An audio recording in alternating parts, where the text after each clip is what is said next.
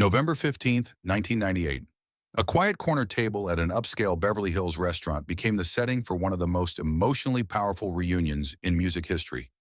Michael Jackson, disguised behind dark sunglasses and a baseball cap, was trying to enjoy a rare moment of anonymity when she walked in. Lisa Morrison, the woman who had been his first real love 20 years earlier, before fame consumed everything, before the world knew his name as the king of pop. What happened in that restaurant that night would remind Michael of who he used to be and help him remember the man he could still become. If this incredible true story of lost love and second chances moves you, hit that subscribe button and let me know in the comments what you think Lisa said to Michael that changed everything.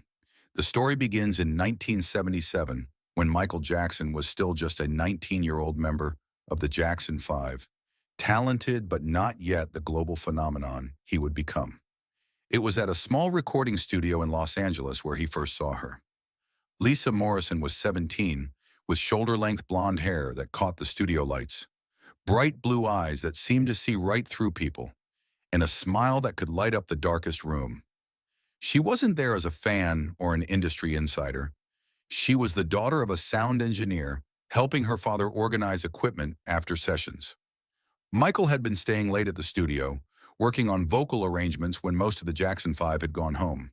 He was a perfectionist even then, always pushing himself to be better, to find that perfect note or rhythm that would make a song truly special. As he emerged from the vocal booth, frustrated with a particularly challenging harmony, he nearly collided with Lisa as she carried a box of cables toward the storage room.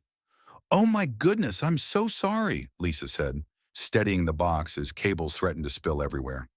"I didn't see you there." Michael, usually shy around strangers, especially pretty girls his own age, found himself smiling instead of retreating to his usual quiet corner. "No, it's my fault. I wasn't watching where I was going. I'm Michael, by the way." "I know who you are," Lisa said with a grin that showed she wasn't starstruck or impressed by celebrity. "You're the one who's been singing the same verse for the past hour. My dad says you're a perfectionist." That simple exchange led to Michael offering to help her organize equipment, which led to them talking until nearly midnight about music, dreams, and life beyond the confines of recording studios and performance stages. Lisa had dreams of becoming a teacher, specifically working with children who had learning disabilities. She spoke passionately about wanting to make a difference in young lives, to help kids who struggled in traditional school settings find their own ways to shine. Michael found himself opening up to Lisa in ways he rarely did with anyone. He told her about the pressure of performing, about how sometimes he felt like he was living someone else's life, about the loneliness that came with being constantly surrounded by people, but rarely feeling truly understood. Lisa listened without judgment, asking thoughtful questions, treating him like a normal teenager rather than a celebrity. Their relationship developed slowly over the following months. Lisa would often be at the studio when Michael was recording, and they began spending time together outside of work. Michael would pick her up in his modest car, not the flashy vehicles that would later become his signature, and they would drive to quiet beaches or small cafes where no one recognized him. These were the moments when Michael felt most like himself, just a young man falling in love with a remarkable young woman. Lisa never asked for anything from Michael's fame. She didn't want concert tickets for her friends, autographs for family members, or to be seen at high-profile events. She seemed genuinely more interested in the person behind the performer, the shy but passionate young man who could spend hours talking about music theory or his dreams of creating something truly meaningful with his art. Their first kiss happened on a cool evening in March 1978 as they sat on a secluded bench overlooking the Pacific Ocean. Michael had been nervous for weeks about making that move, worried that Lisa might reject him or that he might be misreading the connection between them. But when she turned to face him as the sun set behind them, her blue eyes reflecting the golden light, everything felt perfect and natural. "I've never felt this way about anyone before," Michael whispered against her lips after that first tender kiss. "Neither have I," Lisa whispered back, her hand gently touching his cheek. "You're different from what people think you are, Michael. You're so much deeper, so much more genuine." For 6 beautiful months, Michael and Lisa created a private world together. They would meet at quiet restaurants, take long walks through less touristy parts of Los Angeles, and spend hours at Lisa's family home, where her parents welcomed Michael not as a celebrity, but as their daughter's boyfriend. Lisa's mother, Sarah, would cook dinner for them, and her father, Tom, would share stories from his years in the music industry without any of the usual industry politics or name-dropping.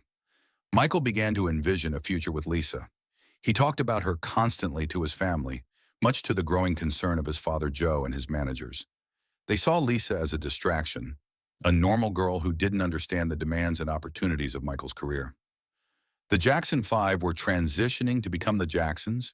There were solo career discussions, and the pressure was intensifying for Michael to focus entirely on his music. But the real pressure came from an unexpected source: Michael's own success. As 1978 progressed, the Jacksons' popularity exploded beyond anything they had experienced before. Media attention intensified, security became a constant concern, and Michael's private time essentially disappeared. Suddenly, their quiet dinners were interrupted by photographers, their beach walks became impossible due to crowds of fans, and Lisa found herself thrust into a spotlight she had never wanted. The breaking point came on a warm September evening. Michael and Lisa had planned a simple dinner at their favorite small Italian restaurant, a place they had been going to for months without any problems. But somehow word had leaked about their relationship, and as they tried to enter the restaurant, they were surrounded by paparazzi and screaming fans. Lisa was shoved, her purse was torn from her shoulder, and someone actually grabbed her hair trying to get closer to Michael. Security eventually got them safely into Michael's car, but Lisa was shaken in a way Michael had never seen before. She sat silently during the drive to her house, her hands trembling slightly as she tried to fix her disheveled hair. "I can't do this, Michael," she said quietly as they sat in her driveway. "I can't live like this. This isn't what I want my life to be." Michael felt his heart breaking as he looked at the woman he loved, seeing the fear and exhaustion in her eyes. "It won't always be like this," he said desperately. "Once things calm down, once the attention dies down, we can go back to how things were." But even as he said the words, Michael knew they weren't true. His career was just beginning to explode, and the attention would only get more intense. "Michael," Lisa said, taking his hands in hers, "I love you. I love who you are when you're just being yourself, when you're not performing for anyone. But I can't love your life. I can't live in a world where I'm afraid to leave my house, where people see me as a commodity instead of a person. You deserve someone who can handle this world, and I'm not that person." They sat in that car for 2 hours, both crying, both knowing that their relationship was ending, not because they didn't love each other, but because sometimes love isn't enough to overcome the circumstances that surround it. Lisa kissed him one last time, a soft, lingering kiss that tasted of tears and goodbye. "Promise me something," she whispered against his lips. "Promise me you won't let this world change who you really are. Promise me you'll always remember that shy, sweet boy I fell in love with." Michael promised, though he wasn't sure how he could keep that promise in a world that seemed determined to transform him into something else entirely. Lisa got out of the car, walked to her front door, and turned to wave goodbye one last time. Michael sat in that driveway for another hour, watching the light in her bedroom window, knowing it was the last time he would see the woman who had shown him what real love felt like. The years that followed were a whirlwind of unprecedented success for Michael. Off the Wall, Thriller, Bad, each album broke new records and pushed him further into the stratosphere of global stardom. He dated other women, had relationships that made headlines, but none of them ever quite captured the genuine, uncomplicated love he had shared with Lisa Morrison. Meanwhile, Lisa finished college, became a special education teacher, as she had always planned, married a fellow teacher named David, and built a quiet, fulfilling life away from the entertainment industry. She rarely talked about her relationship with Michael, even with her closest friends. It felt like a beautiful dream from another lifetime, something too precious and personal to share with a world that would inevitably sensationalize it. But she never stopped following Michael's career from a distance. She bought his albums, watched his performances on television, and felt a mixture of pride and sadness as she watched the shy boy she had known transform into the king of pop. She could still see glimpses of the Michael she had loved in his music, in the way he moved, in the rare interviews where his guard came down slightly. But she also saw the toll that fame was taking on him, the way the constant pressure and scrutiny seemed to be slowly eroding the gentle spirit she had fallen in love with. 20 years passed. Lisa was now 37, divorced after a marriage that had ended amicably but without passion, focused on her career as a principal at a school for children with special needs. She had dated occasionally but had never remarried, telling friends that she was content with her life as it was. She lived in a comfortable house in Santa Monica, drove a practical car, and had built a reputation as one of the most dedicated educators in her district. Michael, meanwhile, had become the most famous person on the planet, but also one of the most isolated. The accusations, the trials, the constant media scrutiny had taken their toll. He rarely appeared in public without elaborate disguises, trusted very few people, and struggled with the loneliness that came from being simultaneously the most recognizable and most misunderstood person in the world. On that November evening in 1998, both were dealing with their own challenges.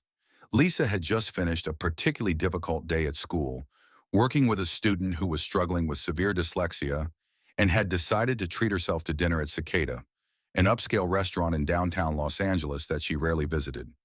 Michael, dealing with the stress of upcoming legal proceedings and feeling overwhelmed by the constant pressure, had asked his security team to find him somewhere quiet, where he could eat in peace.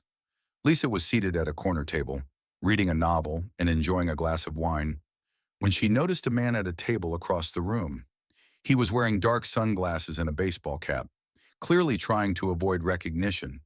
But there was something familiar about the way he held his shoulders, the graceful way he moved his hands as he spoke quietly to his companion. As the evening progressed, Lisa found herself glancing occasionally at the mysterious figure, a strange feeling of recognition growing stronger. When the man briefly removed his sunglasses to read the menu, Lisa's breath caught in her throat. Even after 20 years, even changed by time and experience, she would recognize those eyes anywhere. It was Michael.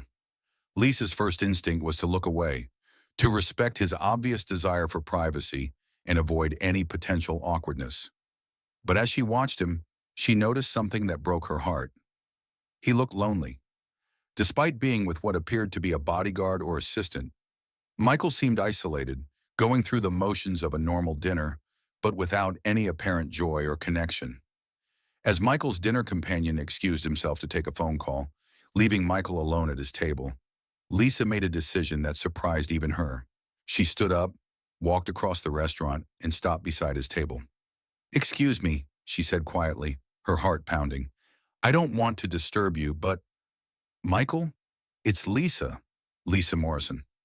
Michael looked up slowly, and Lisa watched 20 years of history flash across his face in a matter of seconds. Surprise, recognition, joy, sadness, and something that looked almost like relief. "Lisa," he whispered, his voice exactly the same as she remembered. "Oh my God, Lisa. Is it really you?"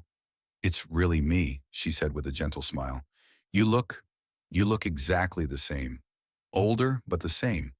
Michael stood up, and for a moment they just looked at each other, two middle-aged people remembering what it felt like to be young and in love. Would you like to sit down? Just for a minute?" Michael asked, his voice carrying the same shy uncertainty she remembered from when they were teenagers. Lisa glanced back at her own table, then at Michael's hopeful expression, and made another impulsive decision. "Actually, would you like to join me at my table? It's quieter over there, and I think you might be more comfortable." They moved to Lisa's corner table, away from the main dining area and the possibility of curious eyes. As they settled into their seats, Lisa couldn't help but notice how Michael seemed to relax slightly, his shoulders dropping and his hands becoming less fidgety. "I can't believe it's you," Michael said, studying her face with wonder. "You look beautiful, Lisa. You look happy." "Thank you," Lisa said, touched by the genuine warmth in his voice. "And you look tired, Michael. Are you okay?"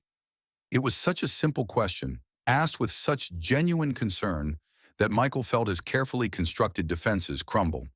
When was the last time someone had asked him if he was okay and actually wanted to hear the honest answer? I. Michael started, then stopped, looking down at his hands. I don't know how to answer that question anymore. I don't think I've been asked that question in years. Lisa reached across the table and gently placed her hand over his, just as she used to do when they were young, and he was nervous about a performance. You can tell me anything, Michael. That hasn't changed.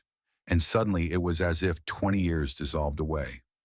Michael began talking, really talking, in a way he hadn't done with anyone in longer than he could remember. He told Lisa about the loneliness, about the constant pressure to be perfect, about how he sometimes felt like the shy boy she had known had gotten lost somewhere along the way to becoming the king of pop. I think about our time together a lot, Michael admitted, his voice barely above a whisper. Those 6 months, they were the last time I remember feeling completely myself, the last time I felt normal. Lisa felt tears forming in her eyes as she listened to this man, still recognizably the boy she had loved, describe a life that sounded more like a beautiful prison than a dream come true. Michael, she said softly, you are still that person. You're still that sweet, thoughtful, incredibly talented boy I fell in love with. Success and fame didn't erase that person. They just buried him under expectations and responsibilities. Michael looked up at her, his eyes bright with unshed tears. How can you say that? Look at what I've become.